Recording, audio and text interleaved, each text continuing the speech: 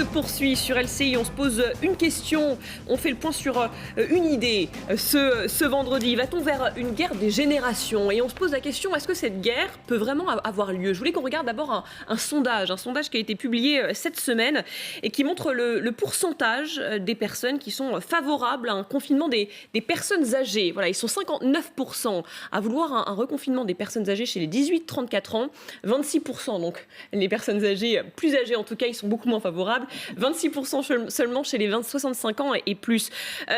François de Closet, ça c'est le signe d'une vraie fracture, selon vous, ou en tout cas d'une forme de lien qui s'étiole. Comment vous le voyez ?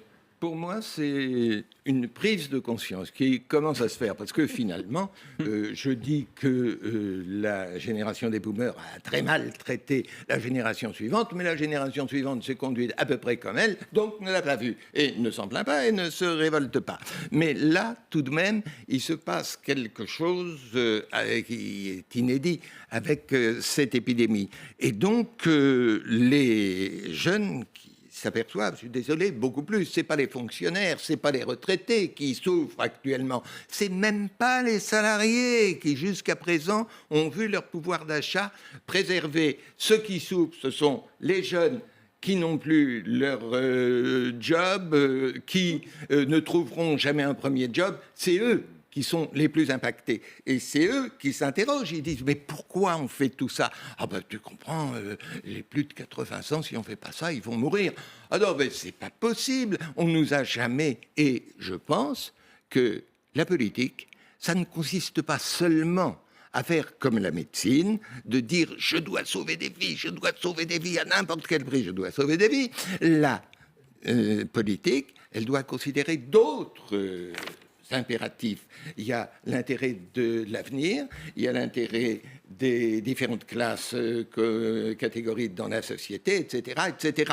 Et en fonction de ça, je pondère une vie, je dis oui, là, je ne le fais pas. Et on n'a pas fait cet effort de réflexion lorsque tout de suite on a dit, il y a l'épidémie, il faut se confiner. Mais est-ce que la question c'est, est-ce que c'est suffisant pour faire une guerre? Emmanuel Macron, dans un article qui date de 2008, c'était dans Le Point, disait « Il n'y a pas de rêve unificateur de cette génération, c'est une génération plus mondialisée, plus éclatée. Elle n'est pas en mesure de cristalliser son ressentiment. » Et Monique Dagneau, est-ce que vous pensez qu'il y a un ressentiment qui peut se cristalliser ou est-ce que c'est quelque chose de tout à fait impossible, ça ? Mais d'abord, je pense que la façon dont Emmanuel Macron voit la nouvelle génération globalisée, parlant plusieurs langues... C'était en 2008. C'est 20% de la population, une fois de plus, des jeunes. C'était en 2008, il était inspecteur des finances à l'époque. Oui, il a peut-être changé Alors, depuis. mais bon, enfin, en tout cas, sa vision de la jeunesse, c'est une vision incroyablement parcellaire. Alors, pour revenir effectivement au débat, c'est vrai qu'au début du confinement, il y a le débat a commencé, c'est-à-dire de savoir s'il fallait pas plutôt demander aux personnes les plus âgées de se confiner totalement. Et il y a déjà eu un débat en France. Et je ne sais pas si vous vous souvenez, quand Macron a lancé l'idée, eh bien, il y a eu des personnes comme Pascal Bruckner, Jacques Attali, C'était, pardonnez-moi, à la fin, au déconfinement, pas au début du confinement. Ah non, c'était... D'accord. On s'est posé la question, en tout cas. Le débat a déjà eu lieu. Et finalement, je pense que des personnes plus âgées auraient sans doute accepté que, au nom, justement, d'une sorte de sagesse collective, puisque c'était eux les plus impactés. Mais finalement, le politique n'a pas du tout tranché dans ce sens-là. Et je me souviens très bien que l'argumentaire des personnes, connues qui se sont exprimées, c'était au nom du fait qu'ils étaient la génération de la liberté, qu'il était quand même impensable que les personnes âgées ne bénéficient pas dans les dernières années de leur vie, qui sont évidemment plus pénibles que les premières années. Eh bien, finalement, ils avaient droit à cette liberté. Il y a eu tout un débat là-dessus et la société a tranché. Et mon impression, alors je n'ai pas de sondage, c'est que la jeunesse l'a accepté. Voilà, c'est mon sentiment. Pourtant, là, quand on regarde ce sondage, justement, on a plutôt l'impression que les jeunes ont l'impression de payer pour les vieux, Julien Damon. Mais parce qu'ils découvrent. Attendez, laissez parler la jeunesse. Non, mais bon, sondage, c'est assez clair. Tant qu'on n'est pas concerné par une mesure liberticide, on peut la laisser s'imposer à d'autres, ou on est favorable à l'imposer aux autres. J'aimerais revenir quand même sur le sujet Covid, coronavirus, dont nous sommes tous devenus des experts. J'ai simplement un souvenir, pas d'enfance, mais de mars, avril, mai dernier. En mars-avril dernier, personne, en gros, ne savait que le virus allait toucher disproportionnellement les personnes âgées. Progressivement, c'est vu dans le débat public. Oui, mais quand on était au déconfinement, ce sujet, c'était, oui, ça a été un problème plus particulier pour les personnes âgées. Aujourd'hui, il semble aussi que le virus, pour ceux qui l'ont eu, ait des conséquences de long terme, même chez, pas les bébés, mais des adolescents, ou des gens de 40, 50 ans. Oui, Donc, des jeunes, quoi. Je mettrai un peu de côté, c'est nos affaires. Exactement, les jeunes, d'ailleurs, les jeunes de tous les âges, tous ici. Mais au-delà du sourire, on oublie cette affaire et on se concentre sur nos problématiques de génération. Mais elle aura lieu la guerre ou pas? Je ne crois pas. Je ne crois pas, Pourquoi? pour un argument qui a été amené tout à l'heure sur le plateau, mais personne n'a répondu, par Étienne Gernel, qui est qu'on a vu les jeunes défiler contre la réforme des retraites. Alors ça, si ce n'est pas se tirer des balles dans le pied, alors là, c'est grandiose. Parce qu'en effet, je suis d'accord, il y a des problèmes dans les comptes sociaux. Le professeur de Closet nous en a dit un mot. C'est vrai, les retraites en France, sans être forcément les plus généreuses économiquement, ont cette singularité essentielle, c'est que ce sont celles qui durent le plus longtemps. Oui, parce qu'on prend sa retraite plus tôt avec une très bonne pension. Oui. Et puis avec une espérance de vie qui est élevée aussi, ce qui fait que ça dure longtemps. Donc, voilà. Ceci est bien. Donc quand on veut réformer cela, ce qui est problématique, au sens où chaque année l'espérance de vie progresse, sauf pour des raisons Covid. Mais globalement, quand les jeunes défilent contre la réforme des retraites, qui n'est pas une réforme d'ailleurs considérable, ils se tirent des balles dans le pied pour l'avenir. Et donc je ne crois pas du tout à des conflits générationnels. Ils sont amorphes, les jeunes amorphes, c'est pas forcément le cas, parce que quand ils sont dans la rue, qu'ils cassent tout, ils sont en pleine forme, mais ils cassent tout contre leurs intérêts parfois. Mais c'est assez depuis étonnant. toujours. Toutes les grandes manifestations de jeunes ont été contre des réformes qui, plus ou moins, allaient dans leur sens. C'est vrai que globalement, Ils n'ont les cessé manifestations sont des d'être manifestations de mobilisés jeunes. contre leurs intérêts par des jeunes arrivistes qui préparaient leur carrière au Parti socialiste. Mais C'est ça. est-ce que c'est pas une question également très ancienne? Il y a une nouvelle de Dino Buzzati qui s'appelle Les chasseurs de vieux. Il y a des jeunes, dans le Qui vont buter les vieux. et qui poursuivent des vieux, et puis le meneur de ces jeunes qui poursuivent des vieux, c'est vrai, ça. qui à un moment se regarde dans une vitrine et s'aperçoit que ses cheveux ont blanchi. Et les autres Et- ils courent après pour le tuer. Donc finalement, il n'y aurait pas de guerre de génération parce que c'est se faire la guerre à soi-même. Moi, je pense qu'il y a eu une guerre des générations, en tout cas un conflit entre les générations après la guerre, dans les années 60, justement, où la jeunesse s'est révoltée contre le système patriarcal. Tout à fait, ce dont on a parlé tout à l'heure, la montée des revendications féministes, d'avoir plus de liberté. Ce mouvement pour la liberté, c'était un mouvement contre la génération d'avant et contre le système patriarcal. Alors que, oui, à cette époque. Mais on peut parler de l'époque d'aujourd'hui, et c'est vrai que cette dimension-là, contre la vision, contre la façon de fonctionner d'une génération, je ne le vois pas chez les jeunes aujourd'hui pour une raison majeure. C'est qu'il n'y a pas énormément de différence dans les opinions, dans les façons de penser entre les parents, même peut-être les grands-parents et les jeunes aujourd'hui. Avant, on voyait des grandes différences d'opinion. Vous voulez dire, par exemple, Aujourd'hui, elles se sont plutôt rapprochées. à la Libération en 68, où il y a eu 68, un balayage politique ou culturel entre générations. Absolument. Là, on peut dire qu'il y a eu une guerre, alors une guerre culturelle, plus qu'économique, encore que c'était aussi économique, puis c'est à ce moment-là où les jeunes sont rentrés en masse dans le système scolaire et ont commencé justement à pouvoir viser le système économique de façon différente avec des diplômes. Mais donc là-dessus, incontestablement, il y avait une guerre des générations sur plusieurs plans. Aujourd'hui, je suis frappée, parce que c'est aussi des sujets sur lesquels je m'interroge. Et je vous dis encore des interviews que j'ai fait la semaine dernière. Les jeunes, par exemple, comptent énormément sur leur famille, font très attention à leur famille. Alors, Et le hockey boomer, ça veut dire quoi? C'est un vrai phénomène? Le hockey boomer, c'est une vision un peu. Je ne dis pas que c'est ironique, mais honnêtement, c'est gentil. C'est pas du tout. On fait la révolution contre les vieux. C'est upper class de dire OK boomer. Et en plus, c'est sans doute upper class. Tu as raison, c'est plutôt dans les universités ou dans les médias qu'on parle OK boomers. Mais je voudrais revenir sur le portrait qu'a fait M. De Closet tout à l'heure de la société française.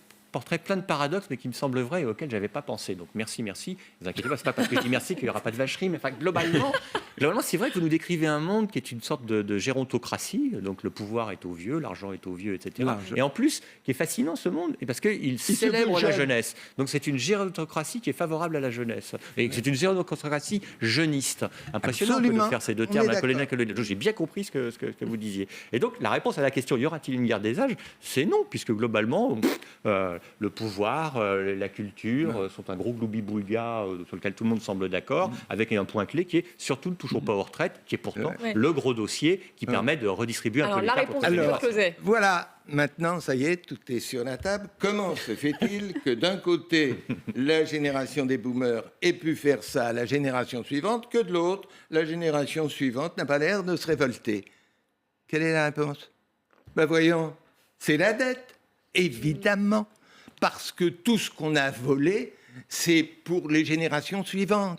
Mais si demain, on disait maintenant on ne fait plus de dettes, et en plus il faut les rembourser, et on joue à monnaie constante, quand la jeune génération verra ce que représente, en plus du paiement des pensions, tout le travail de la dépendance, et la honte, c'est qu'on n'ose pas dire que la dépendance sur le plan humain, parce que c'est pas seulement de l'argent, la dépendance, c'est du service humain auprès des personnes les plus âgées. Et c'est ça que nous avons devant nous. Nous avons ce mur des 70, 80, 90 ans, etc., qui arrive maintenant. Ce que vous dites, c'est qu'il faut augmenter les dépenses publiques, là. Pardon ? Il faut augmenter les dépenses publiques, donc la dette. Non, c'est les gens qui vont mais payer. comme on ne peut pas augmenter les dépenses publiques, comme il va falloir les baisser, là, tout d'un coup, les jeunes, quand on va leur dire « Ah bon, ben, faut payer parce qu'il y a de plus en plus de vieux, qui coûtent de plus en plus cher, qu'il va falloir vous en occuper, c'est pas seulement une question d'argent. » Alors je dis non. C'est aux seniors de s'occuper des plus vieux et pas aux plus jeunes. Il faut avoir le courage de le dire. D'accord, mais comment? Vous les obligez? Moi, personnellement, ça ne me choquerait pas du tout. C'est-à-dire qu'une retraite. Bon, laissez-moi jusqu'au bout du scandale. Allez. Vous voulez baisser de combien les retraites? Vous me tuerez après. Allez-y. Je trouve que la retraite ouvrière à 60 ans, s'imposer, c'était un problème de justice. Il n'y avait qu'à regarder ce qu'était l'espérance de vie des gens qui faisaient des métiers pénibles pour le voir. Que la retraite à 60 ans pour tous est une escroquerie, un scandale de l'antisocial mis sur le dos de nos enfants, alors qu'aujourd'hui, l'espérance de vie en bonne santé des Français, c'est 75 ans. Jusqu'à 75 ans, sauf si on tombe malade, on est parfaitement capable de se prendre en main. Pourquoi faut-il qu'on aille se faire entretenir par nos enfants? C'est scandaleux. Et dans mes bras, moi, je suis complètement d'accord. Moi aussi, je vous coupe pour vous dire que c'est la principale erreur qui a été faite en matière de politique sociale sur les 70 dernières années ou le dernier siècle. C'est l'erreur de 81, c'est Mitterrand, c'est les 60 ans. Mais vous ne répondez pas à la question, que faire? Pourquoi ne se révolte-t-il pas? On peut régler tout ça en faisant des dettes, comme ça il n'y a pas de conflit, comme ça, ça va très bien, personne se révolte. Simplement, ça ne va pas durer. Même si on est dans cette période folle où l'argent ne vaut plus rien, on ne sait plus ce que c'est, les centaines de milliards, on s'en fout. Non, à un moment, on va atterrir. Il faudra faire les comptes. Et quand les gens de 30 ans, de 40 ans vont s'apercevoir qu'ils ne sont là que pour subvenir aux besoins des plus de 60 ans qui ne font plus rien et qui comptent sur eux pour se faire entretenir, là, ça va exploser. Alors, les jeunes... tout. Nous avons tout caché avec l'endettement. Les jeunes, pour l'instant, ne se rebellent pas contre la dette. Pour l'instant, en revanche, ils se rebellent au sujet de l'écologie. Ça ne vous a pas échappé. Il y a un personnage jeune, pour le coup, qui est ressorti du lot, Greta Thunberg. On va la réécouter, un peu agacée, justement, contre les vieux, Greta Thunberg. On l'écoute. Il a raison. How dare you? You have stolen my dreams and my childhood with your empty words. Young people are starting to understand your betrayal. The eyes of all future generations are upon you. And if you choose to fail us, I say we will never forgive you. Voilà, la colère de Greta Thunberg, prête à se battre pour l'écologie comme des milliers d'autres jeunes, pour le coup. Oui. Rajoutez l'écologie à tout ce que j'ai dit sur le passif des boomers. Rajoutez l'écologie. Allez-y, Monique Dagneau. C'est tout à fait vrai qu'il y a chez la jeunesse, et je dirais pratiquement dans toutes les couches de la jeunesse, une très forte sensibilité justement au dérèglement climatique, au fait qu'il faudrait vivre autrement, peut-être pas dans la décroissance, mais en tout cas, donc c'est quelque chose qui d'ailleurs traverse toute la société et en particulier les jeunes. Les personnes qui sont prêtes à se mobiliser sur le sujet, donc à engager à la fois des mouvements politiques ou des mouvements même dans le vote, c'est une fraction de la jeunesse. C'est-à-dire, ils sont tous sensibles, mais c'est une fraction de la jeunesse, celle que j'ai encore à nouveau, excusez-moi, que je viens d'étudier. Non, ce sont ceux qui ont, si vous voulez, plus vous avez un haut niveau de diplôme, plus par exemple vous êtes passé par une classe préparatoire, c'est une chose que l'on montre dans le livre, plus vous êtes par exemple dans une filière ingénieur, vous avez un diplôme d'ingénieur, plus vous êtes très sensible à ça. Alors je ne dis pas, et vous êtes prêt à vous, non seulement vous mobiliser, peut-être dans la rue, mais vous acceptez qu'il y ait un certain mode de vie, de consommation qui soit plus frugal. Alors, tout ce qui est décliné autour de l'écologie, c'est-à-dire la voiture, pas de voiture, ou moins de voitures, d'autres modes de locomotion comme la bicyclette ou la trottinette, les modes de consommation plus frugaux dans lesquels vous trouvez à la fois... Ils sont qu'une petite partie, ça que vous dites, à vouloir ça, petite partie. Voilà, à vouloir vraiment se battre, c'est ça que vous dites. Non seulement à se battre, mais à entrer dans ces modèles-là. Si vous voulez... Tout le monde est bien d'accord qu'il y a un problème de réchauffement climatique, que ça pose des questions, mais quand même ceux qui sont prêts ou qui même commencent à vivre là-dedans, c'est-à-dire ce sont les jeunes urbains hyper diplômés qui d'ailleurs n'ont pas besoin de voiture pour se déplacer. Regardez comment ils considèrent notre consommation de viande. Maintenant qu'ils ont compris qu'on fout en l'air le climat dans notre assiette en mangeant de la viande à tous les repas, regardez comme ils nous jugent et nous condamnent. Ouais, enfin, en même temps, ils mangent des kebabs. Hein. Pardon ? Ils mangent des kebabs, ils ont leur téléphone portable, etc. etc. Non, mais dans ce discours-là, il y a quand même beaucoup de postures formidables. La jeunesse aime l'environnement, etc. Mange pas de viande et compagnie. Donc, mais alors, peut-être que je vais vous sembler naïve ou trop optimiste, mais l'écologie, c'est intéressant parce que c'est aussi un exemple de lien entre les générations. La génération présente qui s'inquiète de la génération future. Là-dessus, pour le coup... les générations sont réconciliées sur ce thème de l'écologie, ou en tout cas, elles aspirent à se réconcilier. Je dirais oui, elles sont tout le monde, parce que tout le monde est sensible à cet enjeu-là. En même temps, je dirais que les personnes qui sont en train d'adopter ces nouveaux modes de vie, encore de façon modérée, qui sont sensibles à cette thématique, par exemple, je prends la thématique des vêtements de second-hand, c'est-à-dire acheter des vêtements, tout ce qui est effectivement le recyclage des objets, des vêtements et tout ça. C'est quand même qu'une petite fraction de la nouvelle génération qui le met en pratique. C'est-à-dire, c'est pas qu'il est sensible, il le met en pratique. Le reste, non, on est plus sur un modèle de consommation. Les gens, ils veulent avoir un bon pouvoir d'achat. La plupart d'entre eux, 80% des gens ont besoin de leur voiture notamment pour aller travailler. Peut-être pas 80%, mais une grande partie des gens qui vivent en dehors des très grands centres-villes. Donc au total, pour le moment, le sacrifice sur le mode de consommation, c'est plutôt la question du pouvoir d'achat qui est sur la table, plus que le sacrifice des modes de consommation. Si longtemps que l'on aura l'argent abondant, l'argent au-delà de ce que l'on produit, l'argent, la fausse monnaie de la dette, pour cacher les problèmes, il n'y aura pas de révolte. Il n'y aurait même pas de contestation sociale. Vous voulez dire qu'on achète la paix ? Mais le jour... On achète la paix ? Pas. On achète la paix sociale, c'est ça, vous voulez dire ? On l'achète à crédit avec de la fausse monnaie depuis 50 ans. C'est bien évident. Mais le jour où... Non, maintenant, il faut payer. Maintenant, chaque chose a son prix. Là, tous les conflits vont exploser. Donc, il n'y aura pas de guerre de génération si longtemps qu'on pourra continuer la fuite en avant dans l'endettement. Le jour où l'on reviendra à la vérité de l'économie, la première règle de l'économie, c'est de faire en sorte que les recettes et les dépenses s'équilibrent. C'est la base de tout. Bon, et là, on vit comme ça. Quand on reviendra comme ça, à ce moment-là, oui, je pense que beaucoup de choses seront remises en question. Est-ce que cette jeunesse a une ambition supérieure ? Camus disait, chaque génération se croit vouée à refaire le monde. Alors il disait se croit. Est-ce que la jeunesse française, par exemple, a une ambition, a un projet qui est en rupture avec le passé, en dehors de l'écologie dont on vient de parler ? Moi, je pense quand même que c'est quand même dans le sillage d'une certaine vision, d'une transformation du rapport de l'humain avec la nature, du réchauffement climatique. C'est dans le sillage de cette réflexion écologique que commence à germer un autre modèle. Alors, je dirais peut-être pas un autre modèle de société, mais quand même d'autres modèles de consommation. Et c'est une partie de la jeunesse qui le porte, franchement. Et donc, moi, je pense que la jeunesse d'aujourd'hui, elle a une potentialité transformante. Peut-être plus, sans doute, chez ces fameux 20% sur lesquels j'ai passé du temps à travailler. Mais qui chouine, là.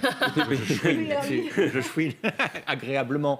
Non, mais j'ai quand même le sentiment, derrière la question qui était celle de la jeunesse française, d'abord on pourrait dire que la jeunesse est internationalisée puisque le projet sera le même partout, mais c'est le projet d'une mini-élite bobo. Enfin, c'est ce que je suis en train de dire, bien sûr. Alors, donc je réinsiste là-dessus pour dire qu'on parle de modèles de transformation, le vert, pas prendre sa trottinette plutôt que des voitures, etc., qui concerne une fraction très limitée de la jeunesse et de la population.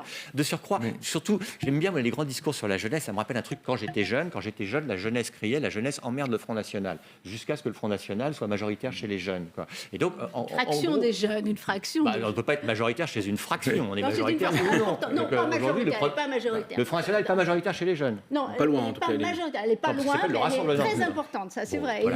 Donc on peut pas dire que la jeunesse emmerde le Front National. Voilà. Non. Moi, je vais te répondre.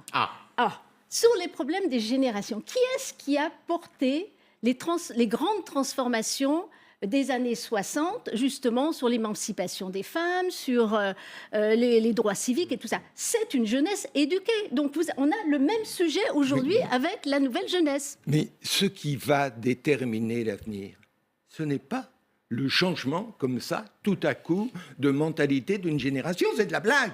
Nous avons devant nous 2 crises majeures. Une crise économique, une crise écologique. Et c'est en réaction à cette crise, cette double crise, quand on n'aura plus l'argent, quand on n'aura plus les saisons, c'est à ce moment-là que la jeunesse devra, qu'elle le veuille ou non, changer de comportement.